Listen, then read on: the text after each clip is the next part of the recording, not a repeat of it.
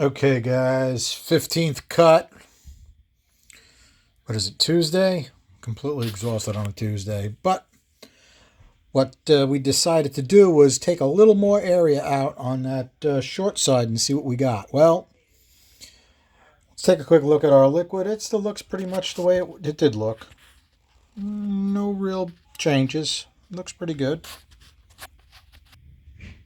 All right, looks pretty close on the inside there. That looks pretty good. Nice coverage on that. Let's take a look at the bore. Okay, not necessarily bad, but not necessarily fantastic. Looks pretty decent. Okay. That liquid does look a little bit different than it has been. It's got a real sharp line on it now. Now, you also have to remember that left side of that helix got a pretty heavy cut. Okay, the short side was widened a little bit more, and it was laid back a little bit more. How far laid back? Well, it's a sprinkler at this point. In the one corner, I wasn't able to measure it, and it went through. So we know what the limit is. It's at it. Okay, you can actually see where I used clay to cover up the slight hole that I made. So, in reality, it liked more of a layback for our higher lift flows, but it's not going to be practical because it's going to make that too thin to be usable. So we'll keep that in mind. Okay, you can see it's leaned over a pretty good amount. Now, I don't know whether we should work on that anymore. I'll have to check with my Sonic, but this cut was actually a loss up to like 600,000 or 700,000. So as far as I'm concerned, at that point, it's a loser. Okay. So what I think I may do is leave it exactly the way it is. I want to see if I have a 2055 without a back cut. That sometimes without a back cut gives you a good amount of boost at the higher lift flow. We're going to try that out. Okay, a little bit different view of what we got. Let's see if we can change our lighting in there. Okay, it's had quite a bit of movement over.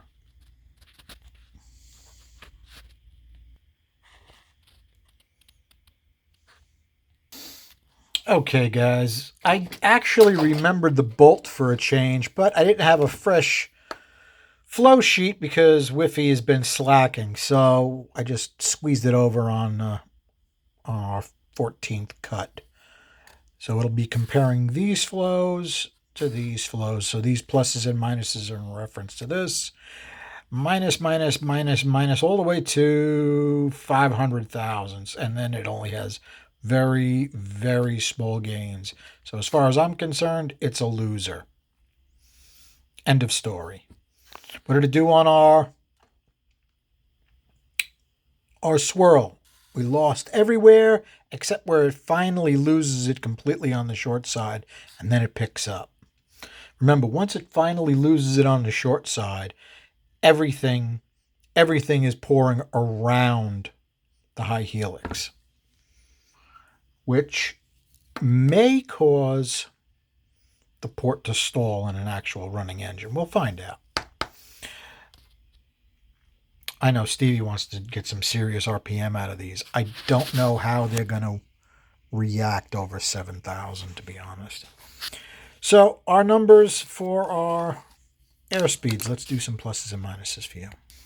Okay, they're all minuses. I should add, the reason it went down on the pinch is I did add some area to the pinch.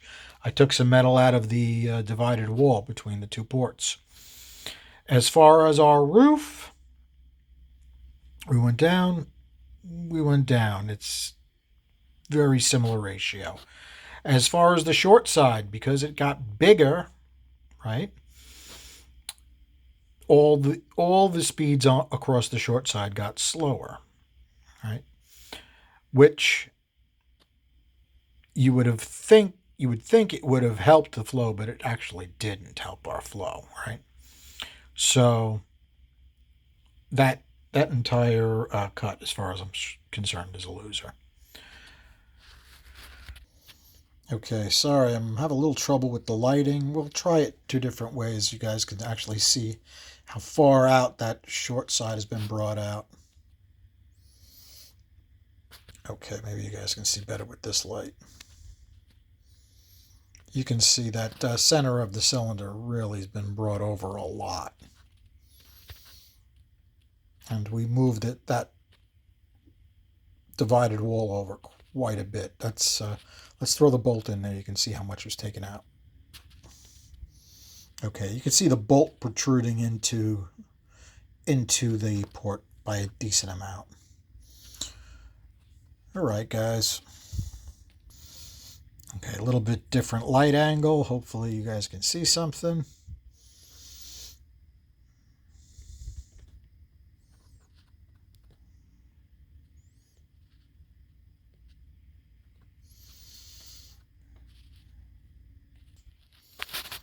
Okay, as far as what we're going to do next,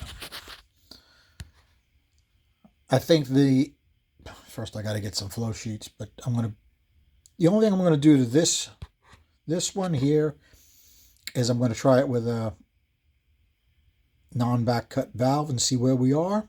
It's always interesting comparing back cut valve to a non-back cut valve. And then I have to I can't use this one because this one's already blown through, but I could take, let's say, this port and do what I can. I think I'll probably limit myself to, an hour, maybe 2 hours worth of porting max, and see what I can get out of a 194-1.5 combo. There's quite a few guys that are interested in what that would do. Now, what I think I should do is a serious bowl job on intake and exhaust. The exhaust really can be shaped almost exactly the way I did, this exhaust with the smaller valve, and it'll be close. Now remember, this does have the double crossover, so it will flow more than stock. I think I should probably flow both of them stock, and then we'll be able to see what kind of an upgrade we can have. I'm going to just do a quickie on the pinch. I don't think I'm going to go crazy. Going to be doing something that, guys with some talent and a grinder could replicate it. I think I'll leave the chamber exactly the way it is. I don't think I will touch it.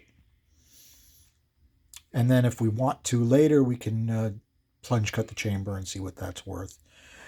And what I do on it will be dictated by what you guys want to see. As it is, I'm not going to get into it tonight, but got a couple things going on. Whiffy's not happy with me because of, I'm me. Oh well, choose better next time. I don't know what to tell you. In any case, we got a lot going on here. We're having a good time. And I'm thankful to have her. In any case, she's a pain in my butt, I'll tell you. I guess that's the way it works. All right, guys. Thanks for hanging out. Have a good night.